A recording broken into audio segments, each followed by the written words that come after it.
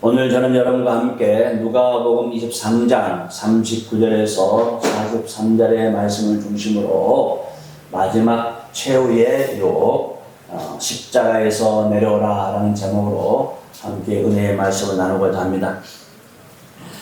하루 품삯이 한 냥도 아니고 한 푼이었을 시대가 있어요. 한 푼. 하루 품삯이 한 푼. 그래서 하루에 한 푼씩 열흘을 일해야 한 냥을 모을 수가 있어요. 열흘을 일해야 한 냥. 그래서 이 1000냥이라는 그 액수를 모으려고 하면은 한 사람이 만일 정도를 일해야지 1000냥을 모을 수 있다고 해요. 오늘날 하루 품삯이 만약에 100불 정도로 이렇게 계산했을 때에 1000냥이면 얼마나 될까? 1000냥을 계산해 보면은 1000냥을 모으려면 만일을 일해야 되는데 이 만일을 100으로 곱해서 계산해 보면은 약 100만 불 정도. 1000냥이면은 약 오늘날 100만 불 정도의 금액이 된다고 해요. 그런데 이 날짜로 계산해 보니까 100만 불은 하루도 쉬지 않고 100만 불을 하루도 쉬지 않고 쓰지도 않고 고스란히 모아야 되는 그런 일자가 얼마냐면은 27년 5개월을 하나도 안 쓰고 모아야지 모을 수 있는 금액이 1000냥 100만 불 이렇게 돼요. 사실 오늘날 뭐 100만 불은 큰 돈이 아니지만은 그만큼 모으기가 힘들다는 거죠. 그런데 요즘 하루 일당 받고 그 돈을 하나도 안 쓰고 돈을 모을 수 있는 사람이 얼마나 될까요? 그것도 27년 5개월 동안 하나도 돈 안 쓰고 모을 수 있는 사람이 몇이나 되겠습니까? 뭐 집세도 내고 자동차 페이먼트도 하고 보험료도 내고 기름값, 전기세, 또 수도세, 건강보험료, 전화세, 또 더구나 또 세금까지 내야 돼요. 텍스까지. 예. 그리고 그것을 끝나는 것이 아니라 옷도 사입고 밥도 먹어야 되고 아이들도 키우다 보면은 사실 남는 게 없어요. 남는 게. 그래서 항상 쪼달래요. 항상 쪼달려 생각합니다. 그래서 청량빚은 한 사람이 일생 동안 갚기가 참 어려운 빚이 바로 천냥빚이라는 것이죠.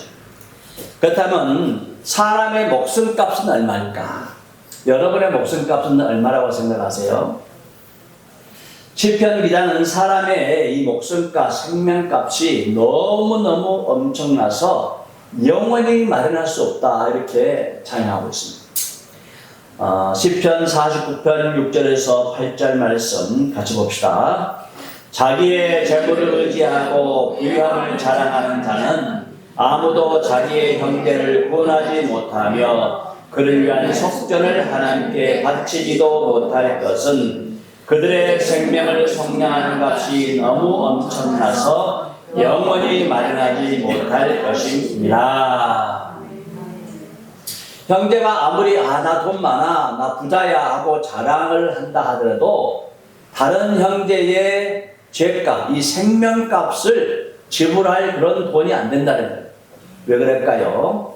사람을 속량하는 이 생명값은 너무너무 엄청나다는 거예요. 너무너무 엄청나서 준비해도 영원히 마련하려 해도 그 한 사람의 생명값을 지불할 수 없을 정도로 어마어마한 큰 금액이라는 거죠. 그만큼 생명값이 크다는 거예요. 옆 사람이 얼마나 큰 생명값을 갖고 있습니까? 어마어마해요. 금덩어리 돈들 일생을 벌어도 못 갚은 그런 돈들이 있습니다. 우리나라 속담에 말 한마디로 천냥빚을 갚는다. 말 한마디로 천냥빚을 갚는다. 그런 속담이 있어요. 그만큼 말 한마디가 중요하다는 것이죠. 그런데 이 천냥빚보다도 더 엄청난 생명값을, 이 목숨값을 말 한마디로 해결한 사람이 있어요. 말 한마디로 탕감받은 사람이 있어요. 누굴까요? 예수의 우편에 매달린 강도요. 예수의 우편에 매달린 강도. 그는 죽기 전에 자신의 생명을 예수님께 부탁을 해요. 누가복음 23장 42절 말씀. 이르되 예수여 당신의 나라에 임하실 때에 나를 기억하소서. 예수님 당신께서 하나님 나라에 들어가실 때에 나를 기억해라, 나를 기억해 주십시오 하고 부탁한 거예요. 이렇게 말 한마디 믿음의 고백으로 인하여 이 오른편의 강도는 영원히 성량할 수 없는 그 생명값을 완전히 탕감받게 되는 것입니다. 누가복음 23장 43절 말씀 같이 봅시다. 예수께서 이르시되 내가 진실로 내게 이르노니 오늘 내가 나와 함께 낙원에 있으라 하시니라. 아멘. 이 강도는 말 한마디로 천냥빚이 아니라 그 어마어마한 엄청난 생명빛을 완전히 탕감받고 예수와 함께 낙원에 이르게 되었다는 거예요. 할렐루야. 아멘. 마찬가지로 우리가 마음으로 믿고 입으로 예수를 구절하고 신하게 되면은 우리도 이 한마디 믿음의 고백으로 인하여 우리의 생명값도 온전히 그리고 영원히 성량받게 되는 줄로 믿습니다. 요한일서 1장 12절과 13절 말씀 같이 보겠습니다. 영접하는 자, 그 이름을 믿는 자들에게는 하나님의 자녀가 되는 권세를 주셨으니 이는 혈통으로나 육정으로나 사람의 뜻으로 나지 아니하고 오직 하나님께로부터 난 자들이니라.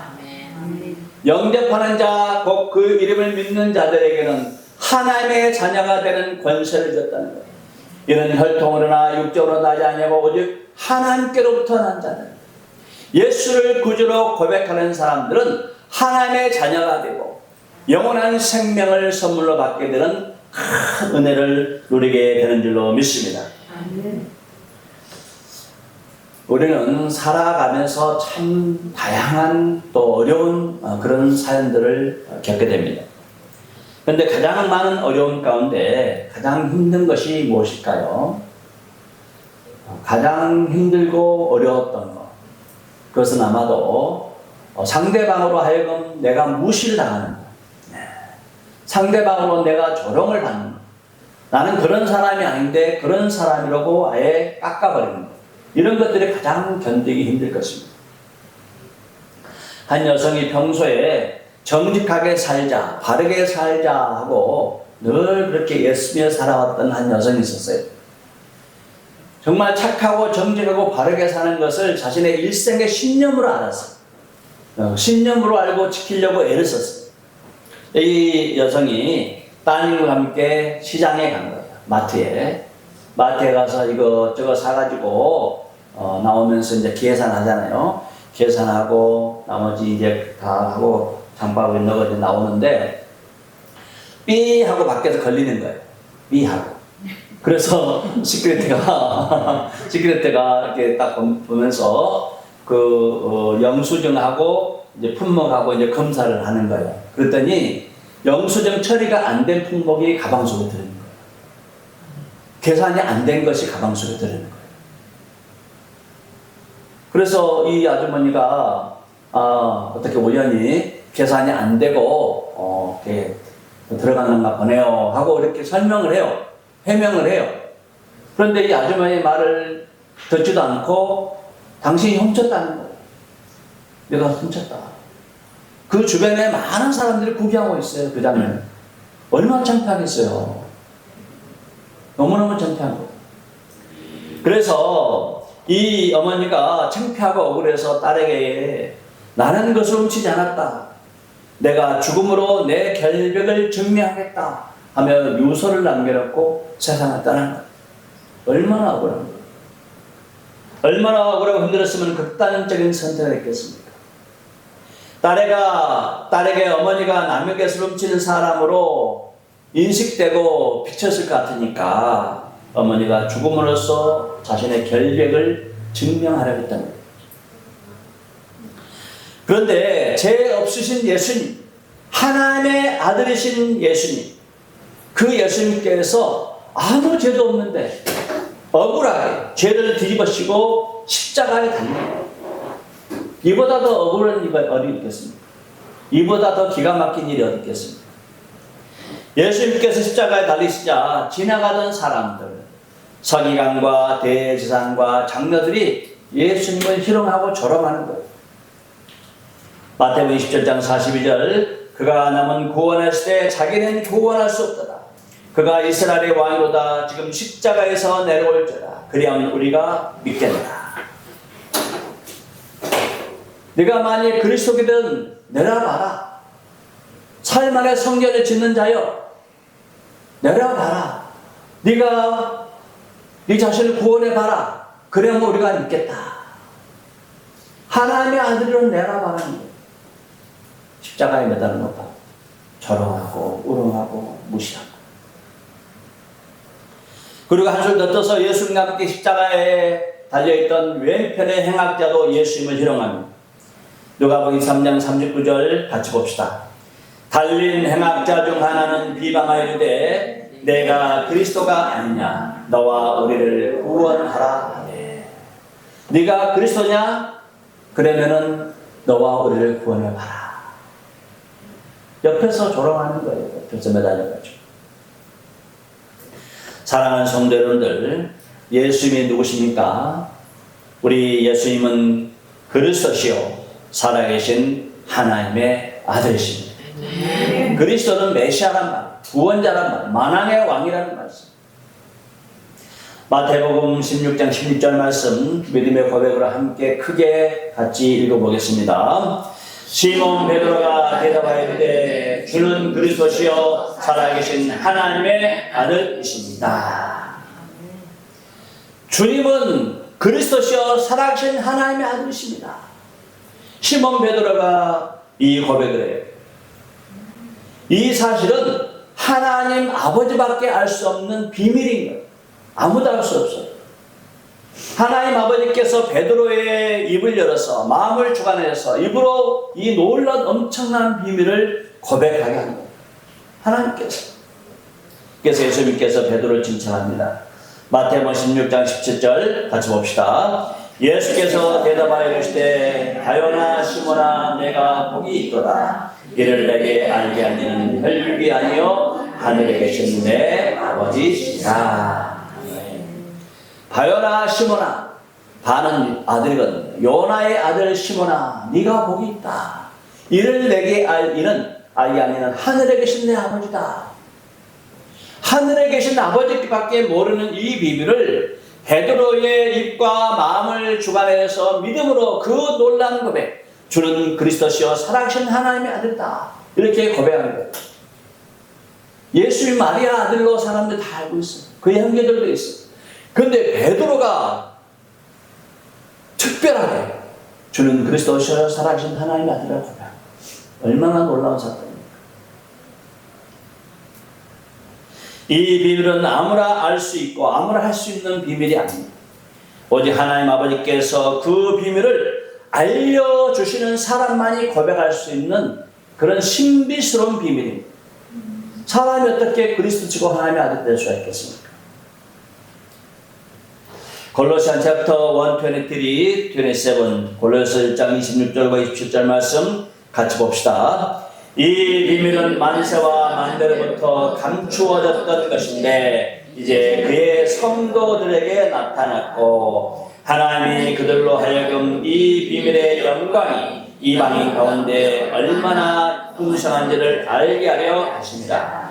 이 비밀은 너희 안에 계신 그리스도시니 곧 영광의 소망이니라. 아멘. 이 비밀은 만대와 만세로부터 감추어졌는데 이제 그의 성도들에게 나타났다는 거예요. 성도들에게만 알게 하셨다는 말씀. 성도들이 아니면 모른다는 거죠. 이 비밀이 무엇입니까? 이 비밀은 바로 예수 그리스도. 메시아 그리스도 하나님의 아들. 우리의 구원자. 아멘. 그런데 이 하나님 아버지께서 만세로부터 감추었던 이 엄청난 비밀을 성령을 통하여 저와 여러분에게 알려주신 거예요. 아멘. 이것이 바로 놀라운 엄청난 은혜입니다.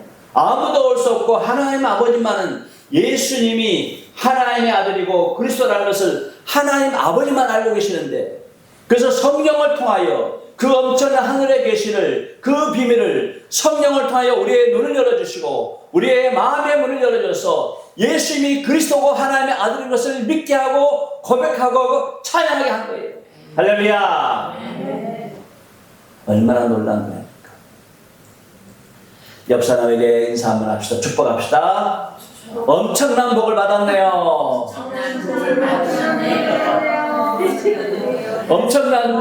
진짜 엄청난 복 받은 거예요. 진짜.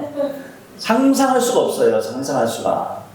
하늘에 감췄던 그 만세전부터 숨겨졌는 그 비밀, 아무에게도 공개하지 않은 것, 그것을 성령을 통하여 예수님이 그리스도다 하고 알려준 거예요. 야, 신기해. 예수님이 하나님이시고 하나님의 아들이시고 만왕의 왕, 구원자, 메시아, 그리스도인데, 사람들이 예수님에게 신성모독죄를 뒤집어씌운 거예요. 하나님이신데 하나님이 아닌데 하나님을 사칭했다는 거예요. 그 신성모독입니다. 하나님이 아닌 사람이 내가 하나님이다 이렇게 한다는 것이 신성모독죄라는 거죠. 그래서 신성모독죄를 뒤집어 씌우고 희롱하고 무시하고 십자가에 매달려. 그리고 십자가에 아래 모인 사람들이나 십자가 옆에 매달려 있는 행악교도 모두 예수님을 무시하고 희롱하고 절하고, 내가 그리스도냐? 그러면 구원해봐라. 그러면 내가 믿어보겠다. 얼마나 속상합니다. 광야에서 사탄이 네가 하나님의 아들이거든 돌덩이를 떡덩이로 만들어봐라. 네가 하나님의 아들 그리스도이거든 이 성전에서 뛰어내려봐라. 그 시험이 다시 십자가 위에서 반복되고 있는 거예요. 이것이 바로 최후의 마지막 테스트, 마지막 템프테이션 유혹인 것입니다. 내가 하나님의 아들이냐? 그러면 증명해봐라. 십자가에서 내려와봐라. 그러면 우리가 믿겠다. 피할 능력 있으면 피해봐라. 얼마나 조롱합니까? 그러나 예수님은 십자가에서 내려오지 않으셨어요. 왜 예수님께서 십자가에서 내려오지 않으셨을까요? 십자가에서 내려오는 순간 시험에 빠지고 구원을 완성할 수가 없어요. 내려오는 것이 능력이 없는 것이 아니라 사랑이 없다는 것이 증명이 됩니다. 하나님의 사랑을 십자가에서 확정하셨거든요. 하나님께서 우리를 얼마나 사랑하느냐는 십자가에서 하나님께서 아들을 내어놓으심으로 확정하셨거든요. 죽으시면, 내려오시면 아무것도 증명이 안 돼요. 얼마 전 교회를 하다가 다리를 못에 찔린 적이 있었어요. 살짝 디뎠는데 그게 너무너무 아픈 거예요. 온몸이 막 이렇게 뼈까지 이렇게 막 열이 오르고 너무나 힘들어요. 주일날 사역도 못할 정도로 걱정이 될 정도로 이렇게 온몸이 이렇게 막 안 좋아요. 그때 제 마음 깊은 곳에서 한 가지 생각이 떠올라요. 나 이렇게 작은 못 하나에도 아파하고 있는데 주님은 십자가에서 대못에 박혔다. 대못에 박혀서 그 대못의 힘에 의해서 버티고 있다는 거죠. 얼마나 고통스럽습니까? 이 생각하고 십자가를 다시 바라보게 되었어요. 그런데 예수님이 당하신 고통은 단순한 육체적 고통으로 큰 고통이라 생각한 것이 아닙니다. 육체적 고통보다 더 견디기 힘든 고통은 하나님이신데 하나님으로 인정받지 못하고, 그리스도인데 그리스도로 인정받지 못하고, 죄인으로 누명을 쓰고 죽는다는 거예요. 죄인으로 누명을 쓰고 죽는다. 그런데 우리는 얼마나 쉽게 말합니까?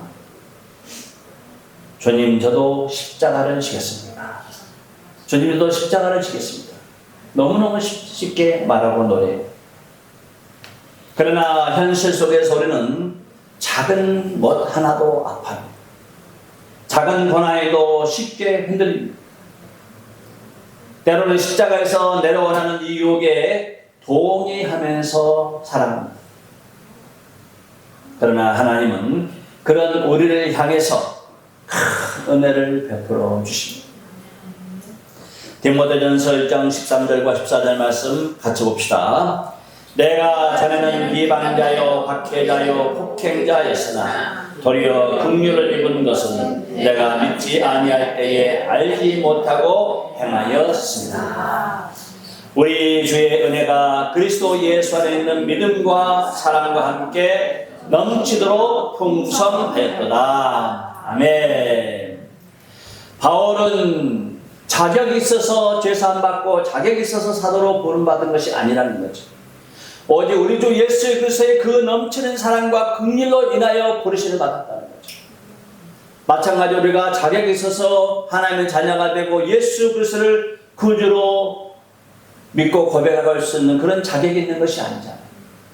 오직 우리 주 하나님의 놀라운 그 은혜와 사랑으로 인하여 예수님을 구주로 고백하고 우리가 하나님의 자녀가 되는 줄로 믿습니다. 아멘. 그런데 우리의 모습을 돌아보면은 우리에게 여전히 쉽게, 너무너무 쉽게 흔들립니다. 자존심을 건드리는 말을 듣거나 무시를 당하거나 조롱을 받게 될 때 마음이 상하고 감정을 드러내요. 분노하고 화나고 삐지고 돌아지고 속상하고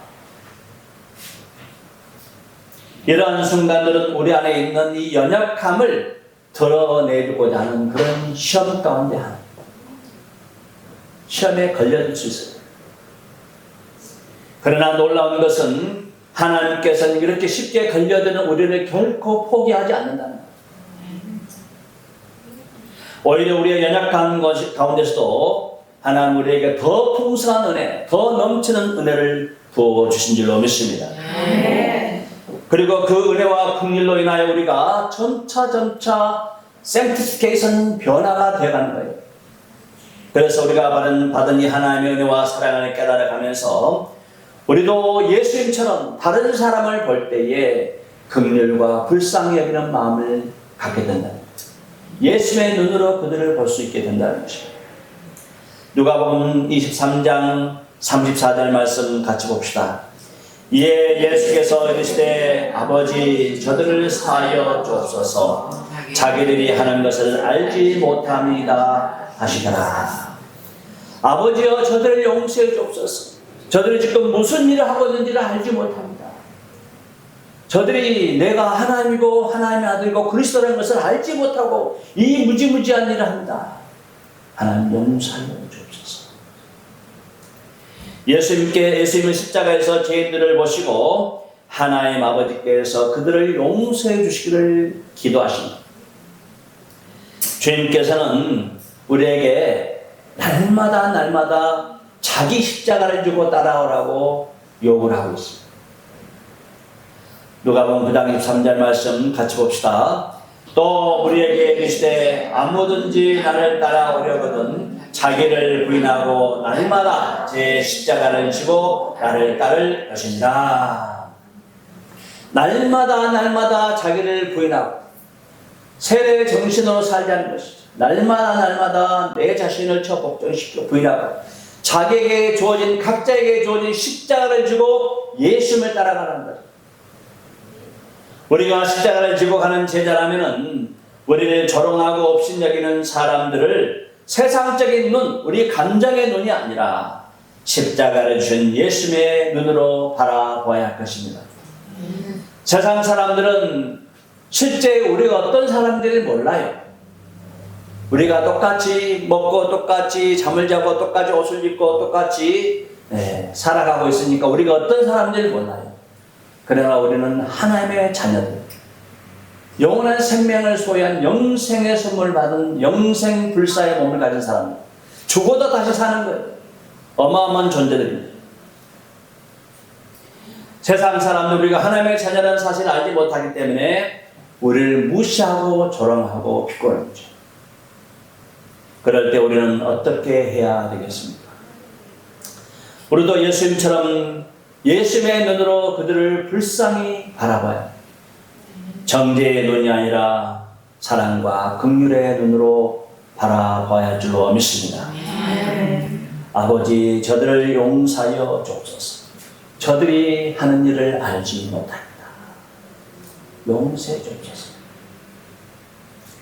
우리가 인정받지 못해도 기뻐하고 조롱을 당해도 축복하고 억울한 일을 당해도 오히려 감사하고 죄를 지은 자들을 용서할 때 우리가 예수님의 십자가를 지고 가는 주님의 참된 제자가 되는 줄로 믿습니다.